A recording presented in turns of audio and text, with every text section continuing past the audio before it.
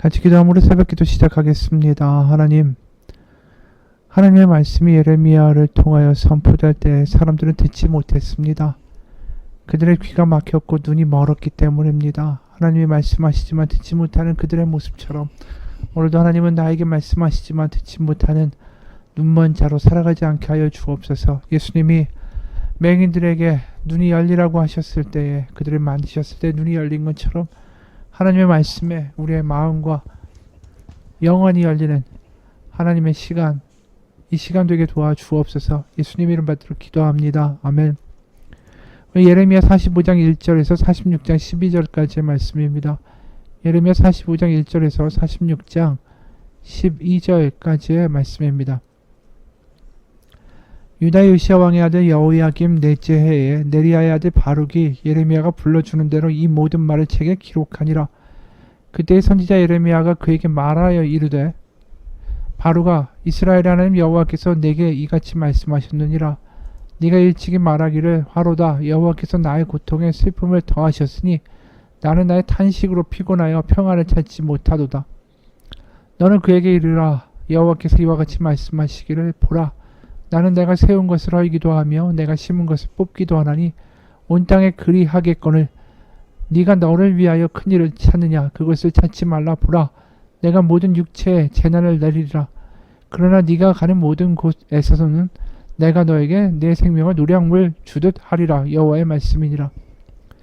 이방 나라들에 대하여 선지자 예레미야에게 임한 여호와의 말씀이라. 애굽에 관한 것이라. 곧 유다의 요시야 왕의 아들 여호야김 넷째 해에 유브라데 강가 갈그미스에서 바벨론의 느부갓네살 왕에게 패한 애굽 왕 바로 느고의 군대에 대한 말씀이라.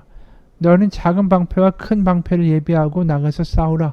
너희 기병이여, 말의 안장을 지워 타며 투구를 쓰고 나서며 창을 갈며 갑옷을 입으라. 여호와의 말씀이니라. 내가 본즉 그들이 놀라 물러가며 그들의 용사는 패하여 황급히 도망하며 뒤를 돌아보지 아니함은 어찌미냐. 두려움이 그들의 사방에 있음이로다. 발이 빠른 자도 도망하지 못하며 용사도 피하지 못하고 그들이 다 북쪽에서 유브라데 강가에 넘어지며 엎드려 지는도다. 강에 물이 출렁임 같고 나일강이 불어난 같은 자가 누구냐. 애굽은 나일강이 불어난 같고 강물이 출렁임 같도다. 그가 이르되 내가 일어나 땅을 덮어 성읍들과 그 주민을 멸할 것이라. 말들아 달려라. 병거들아 정신없이 달려라. 용사여 나오라. 방패 잡은 구스 사람과 붓사람과 활을 당기는 루딤 사람이여 나올지니라 하거니와. 그날은 주 만군의 여호와께서 그의 대적에게 원수 갚는 보복일이라. 칼이 배부르게 삼키며 그들의 피를 넘치도록 마시리니 주 만군의 여호와께서 북쪽 유브라데 강가에서 희생제물을 받으실 것임이로다. 처녀딸 애굽이여, 길르앗으로 올라가서 유황을 취하라. 네가 치료를 많이 받아도 효력이 없어 낫지 못하리라. 네 수치가 나라들에 이르렀고 네 부르짖음은 땅에 가득하였나니 용사가 용사에게 걸려 넘어져 둘이 함께 엎어졌음이라. 아멘. 오늘 말씀은 여호야김의 시대로 다시 올라가죠. 이 나라가 패망하고 애굽으로 피난간 그 도피하는 남유다 백성들에게 선포되는 말씀이 아니라 남유다가 패망하기 전에, 다시 말해서 바벨론이 남하하기 전에 하나님이 주시는 말씀이에요. 실제로 오늘 그 갈그미스라는 이야기가 나오죠. 이 46장 2절을 보면 갈그미스에서 바벨론의 느부갓네살 왕에게 패한 애굽 왕 바로 느고의 군대에 대해 하는 말이다. 이렇게 나옵니다. 그러니까 느부갓네살이 갈그미스에서 애굽의 군대를 격파했는데 왜 애굽이 그 위쪽까지 유브라데 강까지 왜 올라갔냐면 아수르가 원병을 청했습니다. 그래서 아수르와 애굽의 연합군이 신흥 바로 세력인 바벨론과 대적하다가 결국 이 연합군이 바벨론에 의해서 갈그미스에서 패배합니다. 그러면서 느부갓네살이 이제 왕위에 올라서 남진을 하죠. 애굽의 본토로 쳐 내려옵니다. 바로 그 일이 이제 일어나기 직전이라는 거죠. 이제 이런 일이 일어나게 되면 어떤 일이 벌어집니까? 예루살렘은 통로죠. 바로 북쪽의 바벨론이 애굽으로 가는 데 있어서의 통로입니다. 통로로 내주어서 바벨론에게 복속하고 복종하는 나라가 될 것인지 아니면 애굽의 편을 들어서 같이 바벨론에 저항할 것인지 바로 그 위기의 때가 다가오는 거죠. 사실 이 이야기는 이미 우리가 36장에서 본 적이 있죠. 바룩이 성전에서 남유다의 타락과 우상 숭배를 하나님이 싫어하신다. 회개하지 아니하면 바벨론에 의해서 망할 것이다. 그러니까 회개하고 바벨론을 섬기고 애굽과 절연하라. 이런 이야기가 이제 예레미야의 두루마리 아닙니까? 그걸 성전에서 반복적으로 낭독을 하죠. 그리고 이미 말한 대로 애굽을 치기 위하여 갈그미스에서 승전한 바벨론 군대가 남진을 할 때에 예루살렘에서 난리가 나니까 그걸 알게 되고 금식하고 막 성전에서 기도할 때에 이 바룩이 읽었던 두루마리의 내용을 서기관들과 고관들도 듣게 됩니다. 그럴 때 이들이 36장 18절 20절 우리가 본 본문입니다. 36장 18절에서 20절입니다. 바룩이 그들에게 대답하였다. 예레미야 예언자께서 저에게 이 말씀을 모두 불러주셨고 저는 그것을 받아서 먹으로 이 두루마리에 받았었습니다. 고관들이 바룩에게 부탁하였다. 그대는 가서 예레미야와 함께 숨으시오. 그대들이 어디 있는지 아무도 모르게 숨으시오. 그리고 고관들은 그 두루마리를 서기관 엘리사마의 방에 보관하여 두고 왕궁의 뜰로 들어가서 왕에게 이르러 그 말을 모든 왕에게 전하였다. 여기 왕이 누구냐면 바로 오늘 우리가 보고 있는 여호야김입니다. 여호야김은 애굽에 의해서 세워진 왕이죠. 그리고 비교적 장기 통치를 했고 그러다 보니까 애굽의 아주 결탁한 세력들이 그 정권과 조정에 가득한 상황이었어요. 그러다 보니까 예레미야와 바룩은 눈의 가시와 같은 존재였던 거죠. 그래서 오늘 이러한 숨어 다녀야 되고 목숨도 위태로운 일들을 당하다 보니까 민족의 배반자처럼 애굽에 동조하지 말고 바벨론 쪽에 붙은 바벨론 편의 사람들처럼 찍혀버리다 보니까 애굽에 동조하는 세력이 가득했던 그 당시 남유다의 분위기에서는 굉장히 살기가 힘들었다라는 거예요. 그래서 3절에 네가 일찍이 말하기를 화로다. 여호와께서 나의 고통에 슬픔을 더하셨으니 나는 나의 탄식으로 피곤하여 평안을 찾지 못하도다. 그러니까 매일매일 불안하고 무슨 일이 터질지 모르고 여기서 얻어터지고 저기서 얻어터지고 숨어야 되고 도망다녀야 되고 그럴 때 하나님이 4절의 말씀을 주시죠. 나는 내가 세운 것을 기도하며 내가 심은 것을 뽑기도 하나니 온 땅에 그리하겠거늘 내가 너를 위하여 큰 일을 찾느냐 그것을 찾지 말라. 보라 내가 모든 육체에 재난을 내리리라. 그러나 네가 가는 모든 곳에서는 내가 너에게 내 생명을 노량물 주듯 하리라. 여호와의 말씀이라. 이 노량물 주듯 네 생명을 줄 것이다 라는 건 뭐냐 하면 전쟁이 아무리 나도 네 생명만큼은 내가 반드시 지켜서 너에게 줄 것이다. 너의 생명을 보존해 줄 것이다 라고 말씀하시는 거죠. 그러면서 지금 상황이 너무나도 이제 풍전등화와 같은 상황이 닥치게 되고 애굽을 의지한다 해도 애굽은 결국 패망할 거 아닙니까?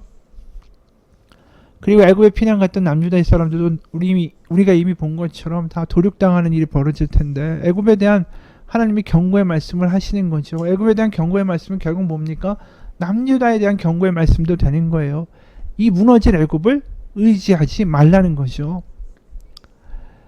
그래서 이제 오늘부터 51장까지 이 열방, 이방 나라, 뭐 애굽, 그다음 바벨론, 뭐 암몬, 모압, 블레셋, 에돔 이 작은 나라들과 큰 나라들에 대한 이 패망에 대한과 심판에 대한 이 하나님의 신탁과 예언이 쫙 나옵니다.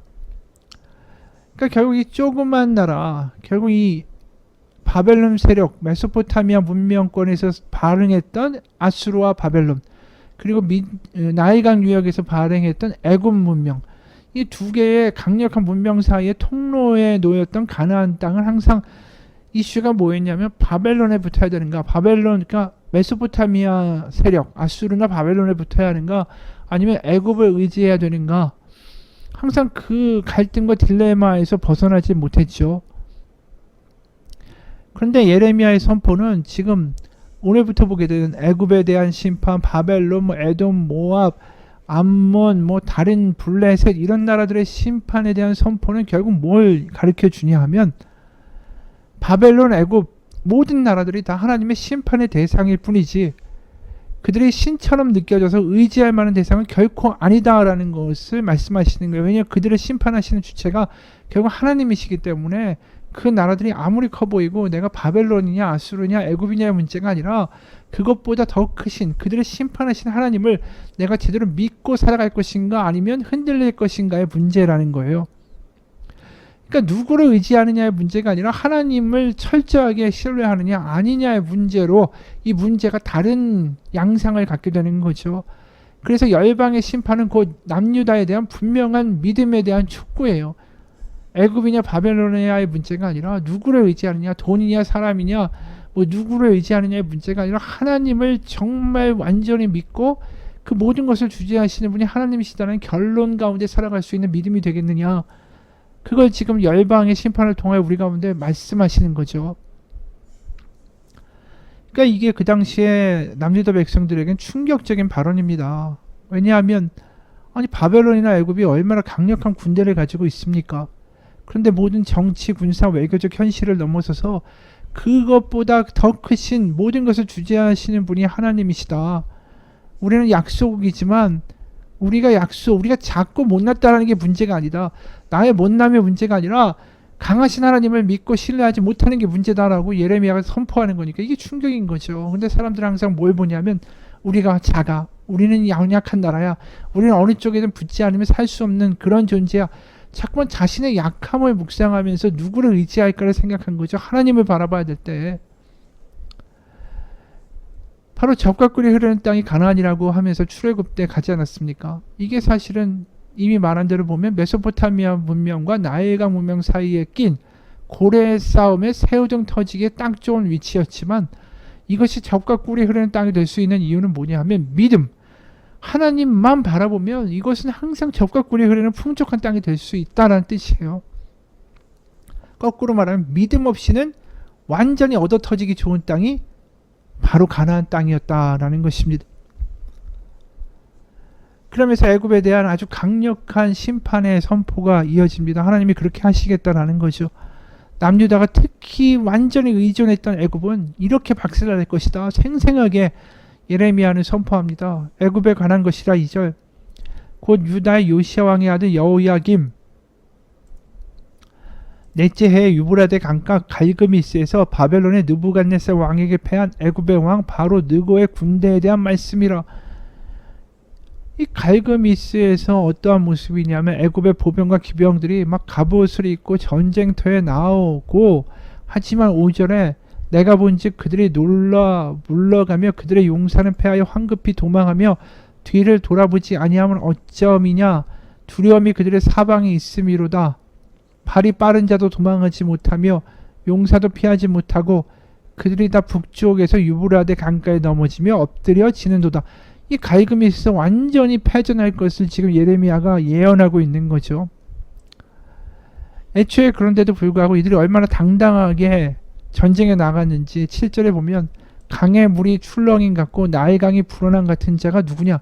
그러니까 마치 강이 출렁거리듯이 군대가 얼마나 많으면 수십만 명 수백만 명이 쫙 나가니까 거기가 완전히 그냥 광물을 치듯이 수많은 그 부대가 보병과 기병과 전차들이 나가는 거예요. 그래서 8절에 애굽은 나일강이 불어난 같고 강물이 출렁임 같도다. 거기다가 9절에 보면 말들아 달려라, 병거들아 정신없이 달려라, 용사여 나오라. 기병의 병거에 용사에 거기다 방패 잡은 구스사람과 붓사람과 활을 당기는 루딤사람이여 나올지니라. 그러니까 애굽 군대만 있는 게 아니에요. 구스사람 용병들, 또 활 잘 쏘는 루딤 사람들 다 용병으로 참여한 막강한 군대라는 거죠. 근데 이렇게 완벽하고 웅대하고 앞에 거치면 그냥 나일강이 싹 쓸어버리듯이 적들을 완전히 초토화시킬 것 같은 이 강력한 군대가 하나님 앞에 아무것도 아니라는 거죠. 10절에 이게 바벨론에게 의해서 패한 게 아니에요. 갈그미스의 10절 그날은 패배의 날은 주 만군의 여호와께서 그의 대적에게 원수 갚는 보복일이라 칼이 배부르게 삼키며 그들의 피를 넘치도록 마시리니 만군의 여호와께서 북쪽 유브라데 강가에서 희생 제물을 받으실 것이미로다. 결국 애굽이 아수르와 연합하지만 결국 바벨론에 의해서 완전히 초토화된다라는 거죠. 근데 이 바벨론이 이기는 게 아니라 하나님은 바벨론을 사용하셔서 그의 대적에게 원수 갚는 보복일이다. 바로 애굽이 하나님의 원수이기 때문에 보복당해서 패한다라는 거예요. 왜 이렇게 애굽을 싫어하실까요? 하나님이 남유다가 너무 애굽의 영향을 많이 받으니까요. 애굽을 의지하고 애굽의 우상을 수입하고 애굽의 하늘 여신을 숭배하고 하나님은 거들떠 보지도 않고, 그러니까 애굽이 완전히 남유다를 정신적으로 문명적으로 종교적으로 타락시켜버리고 하나님이 아니라 우리와 우리의 신을 믿으라고 꼬드긴 아주 악한 존재라는 거예요. 그래서 그들은 당연히 수치를 당해야만 하는 거죠. 11절 12절 처녀딸 애굽이여 길르앗으로 올라가서 유향을 취하라. 네가 치료를 많이 받아도 효력이 없어 낫지 못하리라. 네 수치가 나라들에 둘렀고 내 부르짖음은 땅에 가득하였나니 용사가 용사에게 걸려 넘어져 둘이 함께 엎드려졌음이라. 나을 수가 없다. 왜냐? 하나님이 완전히 보복하시고 응징하시는 일이기 때문이다 라는 거예요. 여러분, 우리가 예레미야를 보면서 참 대단하다는 생각이 듭니다. 일개 한 노인이잖아요. 그 사람이 지금 애국과 바벨론이 이렇게 아무것도 아니라고 말하고 있는 거예요. 그것뿐이 아닙니다. 암몬, 모압, 각 나라들이 아무것도 아니다. 하나님이 다 보고 계시고 하나님이 다 심판하고 계시고 보복하실 것이고 하나님이 다스리신다. 이렇게 당당하게 이야기하고 있다라는 거예요. 그러면서 하나님은 그 와중에 바룩이 끝까지 힘들지만 하나님의 말씀을 선포하려고 애쓰는 것도 다 보고 계시고, 애굽이 보이지 않는 곳에서 하늘 여신을 섬기라고 우리를 의지하라고 그 백성들과 고관들을 계속 꼬드기고 있는 것까지 하나님이 다 보고 계셨다라는 거예요. 그리고 결국 하나님이 악인은 악인대로 의인은 의인대로 심판하시고 보호하시는 그날이 반드시 온다라는 거죠. 오늘 바룩의 구원과 애굽의 심판을 보면 그렇다라는 거예요. 사람들이 보기에 바룩은 망한 사람이고 애굽은 강대한 나라예요. 나일강같이 앞에 거치는 모든 적들을 완전히 초토화시키고 수장시킬 수 있는 강력한 군대의 나라. 하지만 하나님 다 보고 계시고 결국 다 심판하신다. 하나님이 보고 계십니다. 결국 하나님이 다 알고 계시다라는 거예요. 그게 하나님을 믿고 하나님만 바라보는 사람들에게는 엄청난 위안입니다. 오늘 이 심판의 말씀처럼 보이지만 하나님이 다 보고 계시다라는 거고 다 알고 계시다라는 거예요. 그러니까 하나님을 믿고 의지하는 사람들에게는 하나님이 다 보고 계시다라는 것만큼 더 큰 복음이 없는 거고, 오늘 심판의 말씀은 복음의 말씀인 거예요. 하나님은 바라보는 사람들에게는. 제2차 세계대전이 끝나고 쑥대밭이 된 프랑스에서 살고 있던 한 과부에게 이런 일이 생겼습니다. 전쟁통에 남편을 잃은 그녀에게는 아직 어린 자녀가 넷이나 있었죠. 먹을 것도 없고 하루하루 살기가 너무 버거운 나날들이었습니다. 자녀들은 엄마만 바라보는데 어떻게 살아야 할지 앞이 캄캄한 거죠.